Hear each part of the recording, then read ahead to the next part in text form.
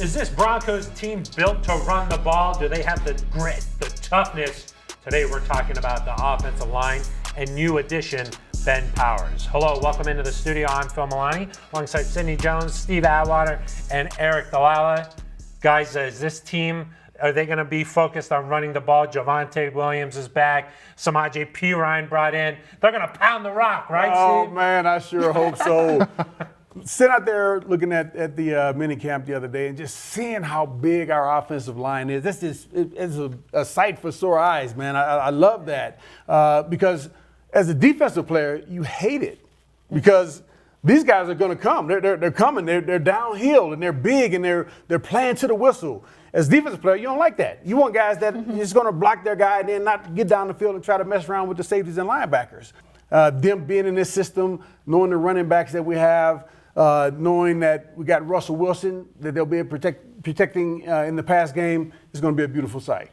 Yeah, I mean, I think it's this whole collective offensive identity that has to start with running the football. And if you do that, then you're going to be better at play action passing. You're going to be better at regular passing and protecting Russell Wilson. You're going to be better in time of possession, keep your defense off the field, let them get a little bit rested. I mean, all those sorts of things play into, can you start with running the football well? And obviously the Broncos had a big injury to Javonte Williams last year. I don't think the offensive line came together the way they hoped it would, but the running game didn't quite get to where you wanted it to be, and that's been a focus all offseason, whether it's adding Ben Powers, Chris Manhert's a big tight end, Mike McGlinchey at right tackle, Samaje Perine, like you mentioned, Phil. I mean, all those guys kind of indicates that, hey, running the football to start off, imposing our will physically, dominating the other team, breaking their spirit.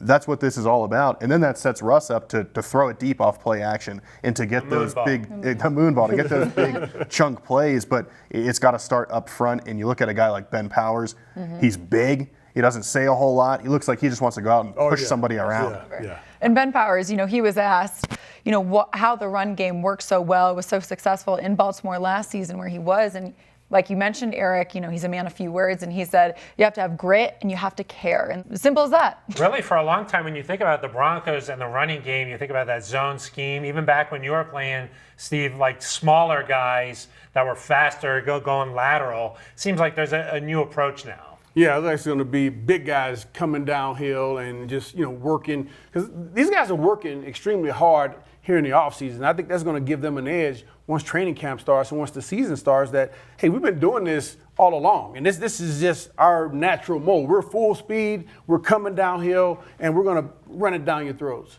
Yeah, and I think you see defenses in some ways, they've tried to get faster, they've gotten a little bit smaller, and now you've seen this adjustment back from offensive line where now they're bigger. Can they take advantage of these nickel defenses that are on the field? If you've got, for whatever reason, a dime personnel out there on first down, okay, well, hand it off and let these guys just run downhill. Those are the sorts of advantages that you can have, and I think a guy like Sean Payton, with his mind and being this kind of offensive guru, he's going to be able to take advantage of those situations, put the Broncos in position to succeed.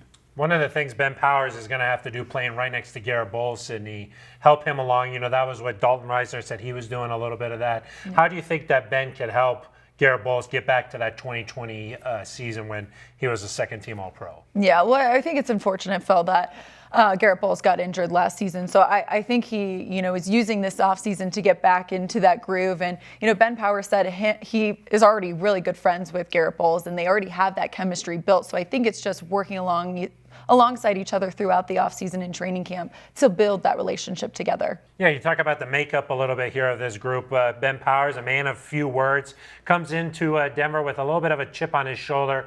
Here's him talking about his mindset for this season. I've always been a guy that's come from under the radar, come from behind. No one's been expecting me, and I've took my opportunities and I've seized them, and that's something I take a lot of pride in my game.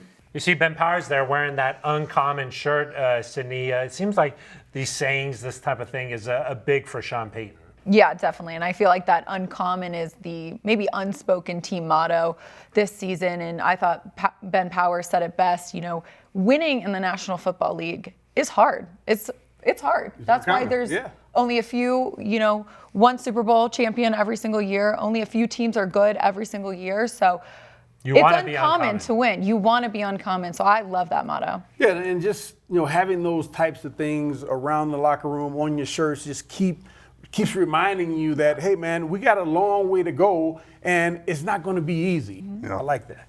And I think the part about being uncommon is that maybe you can be common and be good for 1 year. Maybe you can sneak in the playoffs, get lucky, get bounces, go your way. But to sustain success, which we saw Sean Payton do in New Orleans with his teams there and make the playoffs again and again and again, that's what this team is so used to, right? That's what this franchise expects. A lot of Super Bowl appearances, 3 world championships. You expect to be in that conversation every year, and you've got to be uncommon. I think not just to do it once, but to maintain it and rebuild a culture and set a standard that every year we're going after the Lombardi Trophy. Steve, last one for you. These guys, Ben Powers in particular, few words. When the O-line back in your day, they never even talked to the media. You like this? These guys, it seems like a little bit of a grittiness to him, when he was meeting the media. Yeah, I definitely like that. I like when our guys, they wouldn't necessarily talk to the media, and if they did, they had some penalties they had to pay. Exactly. So hopefully they'll get something fun like that going, and kind of keep it kind of traditional. It's an attitude that you want to see from the offensive linemen. Okay, that's going to do it for us. For Eric Dahl, Steve Atwater, and Sidney Jones, I'm Phil Maloney.